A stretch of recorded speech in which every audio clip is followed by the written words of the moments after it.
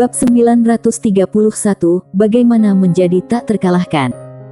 Pria paruh baya itu tersenyum pahit dan berkata, "Tuan Ye, sejujurnya, aku juga ingin pergi ke peradaban Tianxing untuk melihatnya, tetapi aku tahu diri. Biarpun aku setengah langkah ranah Mitao, dan kekuatan aku jauh lebih kuat dari rata-rata setengah langkah ranah Mitao, tapi kalau aku pergi ke peradaban Tianxing, aku mungkin hanya seorang adik laki-laki. Jangan bicara tentang aku, biarpun kalau Jalan Tao yang ada pergi ke peradaban Tianxing, aku khawatir dia hanya." Pada titik ini, dia tidak berani melanjutkan pembicaraan. Jalan Tao yang ada takut pada Tuan Ye di depannya, tapi tidak takut padanya. Sekali dia mengucapkan kata-kata buruk ini, kemungkinan besar akan membawa bencana bagi dirinya sendiri. Setelah dipenjara selama bertahun-tahun, dia memahami bahwa kebenaran yang paling mendalam adalah bahwa sebagai orang harus rendah hati, dan tidak pamer. Sander Ye berpikir sejenak, lalu mengangguk, "Aku tidak berpikir dengan hati-hati." Seperti yang dikatakan pria paruh-baya, biarpun itu adalah Jalan Tao yang ada, itu bukanlah apa-apa di mata peradaban Tianxing. Memikirkan hal ini, Sander Ye hanya bisa menggelengkan kepalanya dan tersenyum. Dia khawatir perjalanannya ke peradaban Tianxing akan sedikit tidak nyaman. Bagaimana kalau, seperti yang dikatakan Tuan Pagoda, menetap di sini dulu baru pergi ke peradaban Tianxing nanti. Lagi pula, kalau pergi sekarang, pasti akan dipukuli. Pedang King Xuan dan Tuan Pagoda bisa menggertak penguasa alam semesta ini, tapi pasti tidak akan semudah itu kalau pergi ke peradaban Tianxing. Pria paruh baya itu tiba-tiba berkata, "Tuan Ye, kenapa aliansi jalan jahat ini bersikeras untuk membunuhmu?" Sander Ye menarik kembali pikirannya dan memandang pria paruh baya itu, "Senior, apakah kamu tahu aliansi jalan jahat?" Pria paruh baya itu mengangguk, "Aku tahu, ada bencana kosmik di alam semesta aku saat itu, jadi aku melakukan kontak dengan mereka." Sander Ye berkata dengan suara yang dalam, "Senior, ada aliansi jalan jahat di zaman itu." Pria paruh baya itu berkata, "Sejarah keberadaan mereka mungkin lebih awal dari Jalan Tao yang ada ini." Sander Ye tercengang, "Lebih awal dari Jalan Tao yang ada?" Pria paruh baya itu mengangguk, "Ya, mereka mencoba memenangkanku saat itu, tetapi aku ingin menantang Jalan Tao yang ada untuk berduel, jadi aku tidak setuju." Memikirkan hal ini, tiba-tiba dia merasa bahwa dipenjara di sini bukanlah hal yang buruk, karena kalau dia tidak dipenjara di sini, kemungkinan besar dia akan bergabung dengan aliansi jalan jahat, dan setelah masuk aliansi jalan jahat, levelnya pasti tidak rendah. Dengan kata lain, kali ini dia juga mungkin ikut membunuh Tuan Muda Ye. Ketika dia memikirkan kekuatan mengerikan dari wanita bergaun polos dan pria berkemeja putih, bulunya berdiri tegak. Dia menyaksikan seluruh pertempuran hari itu.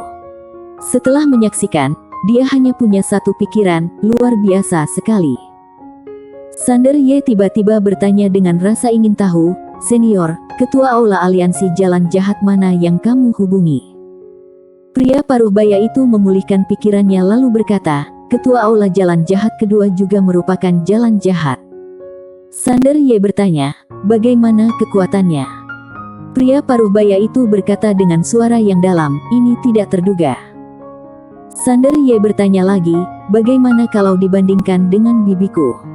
Pria paruh baya itu menggelengkan kepalanya, "Aku tidak tahu. Lagi pula, aku tidak bisa mengalahkan keduanya." Sander Ye mengangguk tanpa mengucapkan sepatah kata pun, ekspresinya sedikit serius. Dia menyadari bahwa dia masih tahu terlalu sedikit tentang aliansi jalan jahat ini. Biarpun aliansi jalan jahat kali ini mengalami kerugian besar, intuisinya mengatakan bahwa aliansi jalan jahat tidak akan pernah menyerah. Pria paruh baya itu bertanya dengan rasa ingin tahu, "Tuan Ye, kenapa mereka ingin melawanmu?" Sander Ye menarik kembali pikirannya dan kemudian menceritakan bencana kosmik alam semesta nyata.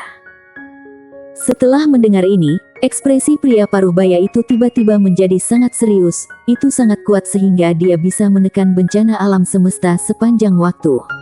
Sungguh keterlaluan. Omong-omong, dia hanya bisa melirik ke arah Sander Ye. "Sial, kenapa seluruh keluargamu begitu menakutkan?" Sander Ye tersenyum dan berkata, "Senior, bagaimana dengan ini? Akademi kami masih kekurangan beberapa tenaga kerja. Senior bisa pergi ke Akademi Guanxuan untuk bekerja. Tidak butuh waktu lama, hanya butuh 100 tahun. Setelah 100 tahun, senior bisa pergi atau tinggal. Selain itu, senior perlu memilih beberapa murid dari Akademi Guanxuan untuk diajarkan. Apakah menurut kamu itu layak? Yang paling kurang dari Akademi Guanxuan saat ini adalah master terbaik. Kalau orang-orang ini bisa bergabung dengan Akademi Guanxuan, biarpun mereka hanya bekerja, itu akan sangat membantu Akademi Guanxuan." Pria paruh baya itu mengangguk. Oke. Kondisi yang dibicarakan Sander Ye sekarang jauh lebih mudah dibandingkan pergi ke peradaban Tianxing. Dia benar-benar tidak tahan ketika pergi ke peradaban Tianxing. Sander Ye mengangkat kepalanya dan melirik. Di ujung langit, segel penjara Dao muncul, lalu perlahan menghilang.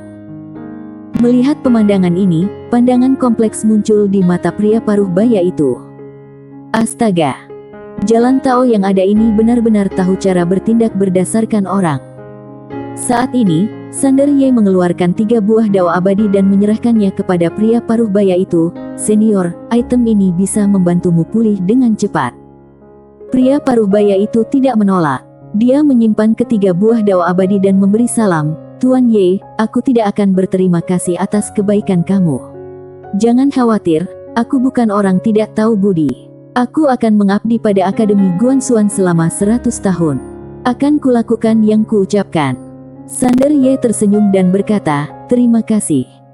Pria paruh baya itu menundukkan tangannya lagi, lalu berbalik dan menghilang. Setelah pria paruh baya itu pergi, Sander Ye datang ke surga ke-7. Seluruh langit ke-7 adalah langit berbintang yang mati. Tidak ada apa-apa. Sander Ye tiba-tiba bingung. Saat ini, langkah kaki tiba-tiba terdengar dari belakang Sander Ye.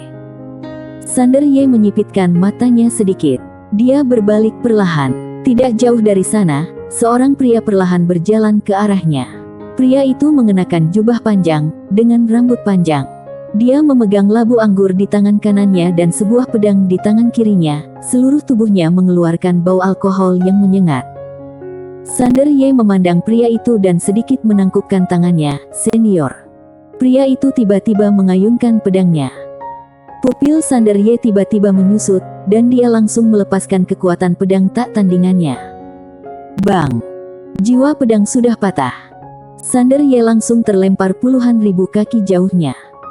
Setelah berhenti, Sander Ye kaget karena ternyata jiwa pedang miliknya langsung musnah. Di kejauhan, laki-laki itu tiba-tiba berkata, "Pedang jiwamu ini jenis apa?" Sander Ye berkata dengan suara yang dalam, "Kekuatan pedang tak tertandingi." Laki-laki itu mencibir, "Tidak ada hati tak tertandingi dan jiwa tak tertandingi, bagaimana bisa kamu disebut tak tertandingi?" Sander Ye membungkuk sedikit, "Senior, tolong beri aku nasihat." Setelah mengatakan itu, pedang jiwa muncul di tangannya, dan dia mengayunkan pedangnya secara tiba-tiba. Waktu satu dunia. Pedang ini bisa membunuh 300.000 tahun. Di kejauhan, pria itu hanya mengayunkan pedangnya, dan kekuatan misterius waktu menghilang tanpa jejak. Melihat pemandangan ini, Sander Ye membeku di tempat, dan kemudian ekspresinya berubah. Pria itu meneguk anggungnya dan berkata, "Semuanya terlihat mewah." Sander Ye membungkuk hormat dan berkata, "Senior, tolong beri aku nasihat." Pria itu menggelengkan kepalanya, "Anggota keluargamu jauh lebih baik dariku. Kamu tidak membutuhkan bimbinganku. Aku keluar menemuimu hanya untuk melihat ilmu pedangmu. Sayangnya, aku sangat kecewa." Setelah mengatakan itu, dia berbalik dan pergi. Sander Ye tiba-tiba berkata, "Senior, tunggu." Pria itu berhenti dan menoleh ke arah Sander Ye, "Apakah ada masalah?"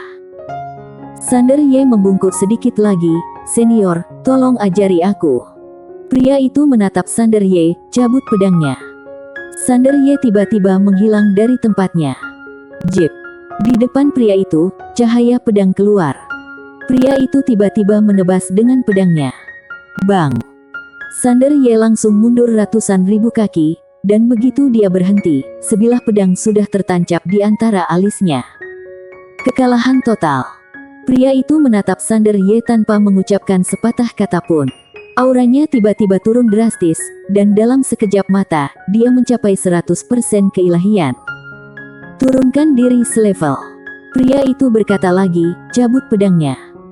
Setelah itu, pedang di antara alis Sander Ye kembali ke tangan pria itu. Sander Ye menatap pria itu dan mengambil satu langkah ke depan.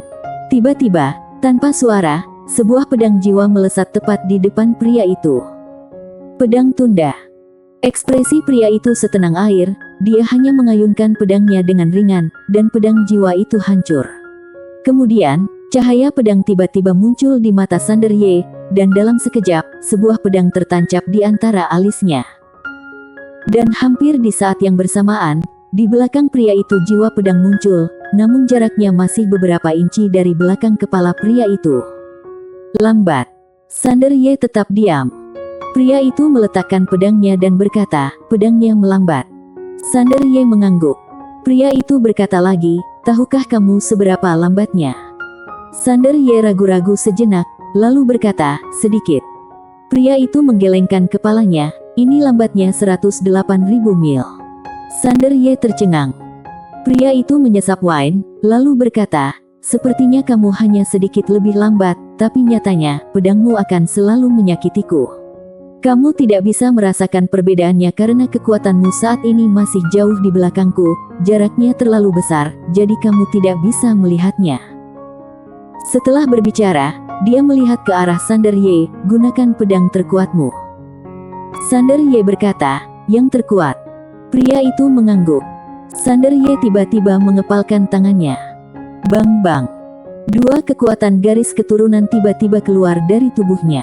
Pada saat yang sama, patung garis keturunan ganda tiba-tiba muncul di belakangnya, memegang pedang berwarna merah darah di tangannya, tapi itu bukan pedang King Xuan.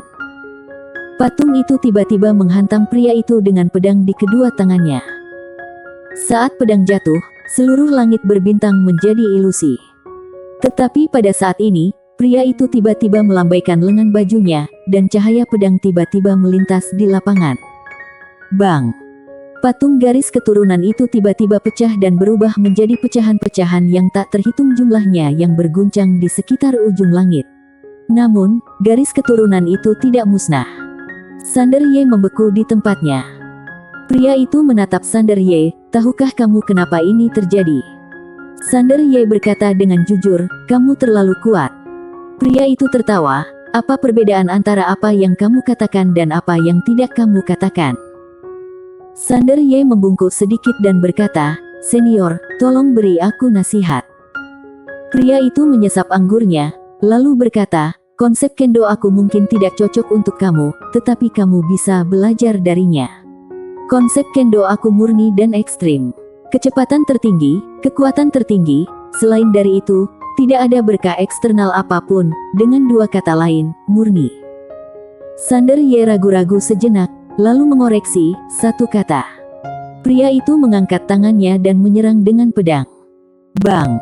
Sander Ye terlempar ribuan kaki jauhnya, dan kulit di bahunya terkoyak. Pria itu melirik ke arah Sander Ye dan berkata, bagus sekali.